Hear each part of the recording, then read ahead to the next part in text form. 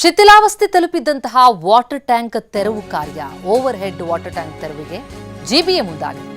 ಟಿವಿನ್ಯಾನಿ ಬಗ್ಗೆ ವರದಿ ಮಾಡಿದ ಬಳಿಕ ತೆರವಿಗೆ ಮುಂದಾಯಿತು ಜಿಬಿಎ. ಪೂರ್ವ ನಗರ ಪಾಲಿಕೆ ವ್ಯಾಪ್ತಿಯ ಭೈರತಿ ಬಂಡೆ ಗ್ರಾಮ ಅದು. ಹಲವು ವರ್ಷಗಳಿಂದ ಜೀವ ಭಯದಲ್ಲಿದ್ದರು ಸ್ಥಳೀಯರು. ಆ ನೀರಿನ ಟ್ಯಾಂಕ್ ಬಗ್ಗೆ ಶನಿವಾರ ಟಿವಿ9 ವರದಿಯನ್ನು ಬಿತ್ತರಿಸಿತು. ಈಗ ಕ್ರೇನ್ ಜೆಸಿಬಿ ಮೂಲಕ ಟ್ಯಾಂಕ್ ಕೆಡವಲು ಅಧಿಕಾರಿಗಳಿಂದ ಸಿದ್ಧತೆ. ಶಿಥಿಲಾವಸ್ಥೆಗೆ ತಲುಪಿತ್ತು. ಯಾವುದೇ ಕ್ಷಣದಲ್ಲೂ ಏನಾದರೂ ಅನಾಹುತವಾದರೆ ಏನು ಕತೆ ಎನ್ನುವಂಥ ಆತಂಕ ಜನರನ್ನ ಕಾಡ್ತಾ ಇತ್ತು. ಬಿರುಕು ಬಿಟ್ಟಿದ್ದಂತಹ ಟ್ಯಾಂಕ್ ಅದು ಹಲವು ವರ್ಷಗಳಿಂದ ಹೀಗೆ ಇತ್ತು. ಜೀವ ಭಯದಲ್ಲಿದ್ದರು. ಟಿವಿನ್ಯಾನಿ ಬಗ್ಗೆ ವರದಿ ಮಾಡ್ತಾ ಇದ್ದಂತೆ ಅಧಿಕಾರಿಗಳು ಸ್ಥಳಕ್ಕೆ ಬಂದು ಅದರ ತೆರವು ಕಾರ್ಯ ನಡೆಸಿರೋದ್ರಿಂದಾಗಿ ನಿಟ್ಟುಸಿರು ಬಿಟ್ಟಿದ್ದಾರೆ ಸ್ಥಳೀಯರು. ನಾವು ಪ್ರತಿನಿಧಿ ಲಕ್ಷ್ಮೀ ನರಸಿಂಹ ಗ್ರೌಂಡ್ ರಿಪೋರ್ಟ್ ನೀಡಿದ್ದಾರೆ ನೋಡಿ. ಟಿವಿ9 ಕನ್ನಡ ಅಂದರೆ ಇಂಪ್ಯಾಕ್ಟು. ಯಾವುದಾದ್ರೂ ಸಮಸ್ಯೆ ಬಗ್ಗೆ ಟಿವಿ9 ಕನ್ನಡ ಸುದ್ದಿ ಪ್ರಸಾರ ಮಾಡ್ತು ಅಂತಂದರೆ ಅದಕ್ಕೆ ಪರಿಹಾರ ಸಿಗೋವರೆಗೂ ಬಿಡಲ್ಲ. ಸೊ 2 ದಿನಗಳ ಹಿಂದಷ್ಟೇ ಬೆಂಗಳೂರು ಪೂರ್ವ ನಗರ ಪಾಲಿಕೆ ವ್ಯಾಪ್ತಿ ಮಹದೇವಪುರ ವಿಧಾನಸಭಾ ಕ್ಷೇತ್ರ ಭೈರತಿ ವಾರ್ಡ್ನಲ್ಲಿ ಒಂದು ಶಿಥಿಲಾವಸ್ಥೆಗ ಬೃಹತ್ ವಾಟರ್ ಸ್ಟೋರೇಜ್ ಟ್ಯಾಂಕು ಬೀಳುವ ಹಂತದಲ್ಲಿತ್ತು ಅಂತಕ್ಕಂಥ ಒಂದು ಸುದ್ದಿ ಪ್ರಸಾರವನ್ನು ಟಿವಿ9 ಕನ್ನಡ ವಿಸ್ತೃತವಾಗಿ ಮಾಡಿತ್ತು, ಸುದ್ದಿ ಪ್ರಸಾರ ಆಗಿತ್ತು. ಇದೇ ಒಂದು ಜಾಗದಲ್ಲಿ ನೀವೇ ನೋಡ್ತಾ ಇದ್ರೆ ಈ ಒಂದು ಬೃಹತ್ ವಾಟರ್ ಸ್ಟೋರೇಜ್ ಟ್ಯಾಂಕು ಕಟ್ಟಿ 40 ವರ್ಷ ಆಗಿತ್ತು. ಕಳೆದ 10 ವರ್ಷದಿಂದ ಬಳಕೆ ಇರಲಿಲ್ಲ. ಸಾಕಷ್ಟು ಡ್ಯಾಮೇಜ್ ಆಗಿತ್ತು, ಬಿರುಕು ಬಿಟ್ಟಿತ್ತು, ಪಿಲ್ಲರ್ಗಳು ಕಾಣಿಸಿತ್ತು, ಕಂಬಿಗಳು ಕಾಣಿಸ್ತಾ ಇತ್ತು.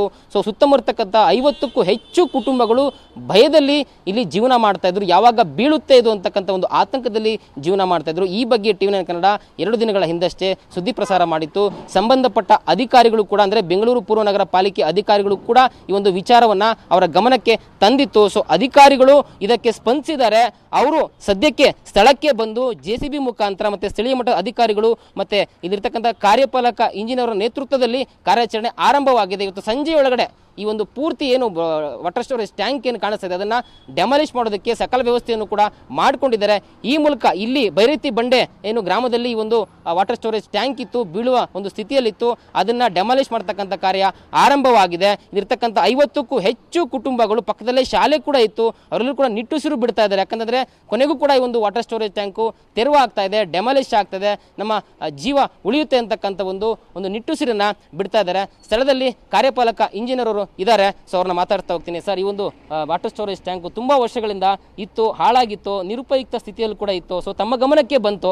ಸೊ ಕಾರ್ಯಾಚರಣೆ ಯಾವ ರೀತಿ ನಡೀತಾ ಇದೆ, ತಮ್ಮ ಗಮನಕ್ಕೆ ಹೇಗೆ ಬಂತು ಅಂತ? ಸರ್, ಶನಿವಾರ ಮಾಧ್ಯಮದಲ್ಲಿ ಈ ಟ್ಯಾಂಕು ಶಿಥಿಲಗೊಂಡಿರೋದ್ರ ಬಗ್ಗೆ ಬಿತ್ತರ ಆಯಿತು. ಸದರಿ ವಿಷಯದ ಬಗ್ಗೆ ನಮ್ಮ ಮಾನ್ಯ ಆಯುಕ್ತರು ಹಾಗೂ ನಮ್ಮ ಅಡಿಷನಲ್ ಕಮಿಷನರು ಇವರೆಲ್ಲ ಅದು ಕೂಡಲೇ ಸ್ಥಳಕ್ಕೆ ಹೋಗಿ ಅದ್ರ ಏನು ಬೇಕೋ ವ್ಯವಸ್ಥೆ ಮಾಡಿಕೊಂಡು ಡೆಮಾಲಿಷ್ ಮಾಡಿ ಅಂತ ಹೇಳಿದ್ರು. ಸೊ ಇದಕ್ಕೆ ಸಂಬಂಧಪಟ್ಟ ನಿನ್ನೆ ನಾವೆಲ್ಲ ಪರಿಶೀಲನೆ ಮಾಡಿ ಇದಕ್ಕೆ ಏನು ಬೇಕು ಸಿದ್ಧತೆಗಳನ್ನ ಮಾಡಿಕೊಂಡು ಇವತ್ತು ಬಂದಿದ್ದೀವಿ. ಇವತ್ತು ಸಂಜೆ ಒಳಗಡೆ ಇದಾರೆ ಸುಮಾರು 40 ವರ್ಷದಿಂದ ನಿರ್ಮಾಣ ಆಗಿರ್ತಕ್ಕಂಥ ವಾಟರ್ ಟ್ಯಾಂಕು ಈಗ ಆಲ್ರೆಡಿ ಈಗ 5th stage Kaveri water supply ಇರೋದ್ರಿಂದ ಇದು ಟೋಟಲಿ ಅನುಪಯುಕ್ತ ಆಗಿದೆ. ಇದರಿಂದ ಯಾವುದೇ ಪ್ರಯೋಜನ ಆಗೋದಿಲ್ಲ. ಆಮೇಲೆ ಎಲ್ಲ ಬ್ರೇಸಿಂಗ್ಸ್ ಎಲ್ಲ ಹಾಳಾಗಿ ಈಗ ಆಲ್ರೆಡಿ ಬೀಳೋ ಸ್ಥಿತಿಲಿದೆ. ಇದ್ರ ಬಗ್ಗೆ ಸ್ಥಳೀಯ ಜನರು ಸಹ ಇದಕ್ಕೆ ಸಾಕಷ್ಟು ಕಂಪ್ಲೇಂಟ್ಗಳನ್ನ ಮಾಡ್ತಾಯಿದ್ರು. ಸೊ ಅದರಿಂದ ಇವತ್ತು ಸಂಜೆ ಒಳಗಡೆ ಇದೇನಿದು ಒಂದು 50,000 ಲೀಟರ್ ಕೆಪಾಸಿಟಿ ವಾಟರ್ ಟ್ಯಾಂಕ್ ಇರಬೇಕಿದು, ಇದನ್ನು ಇವತ್ತು ಸಂಜೆ ಒಳಗಡೆ ಡೆಮಾಲಿಷ್ ಮಾಡಿ ಈ ಕಾಮಗಾರಿನ ಪೂರ್ಣಗೊಳಿಸ್ತೀವಿ. ಕ್ಯಾಮ್ರಾ ಪರ್ಸನ್ ಶರಣು ಜೊತೆ ಲಕ್ಷ್ಮೀ ನರಸಿಂಹ, ಟಿವಿ9 ಬೆಂಗಳೂರು.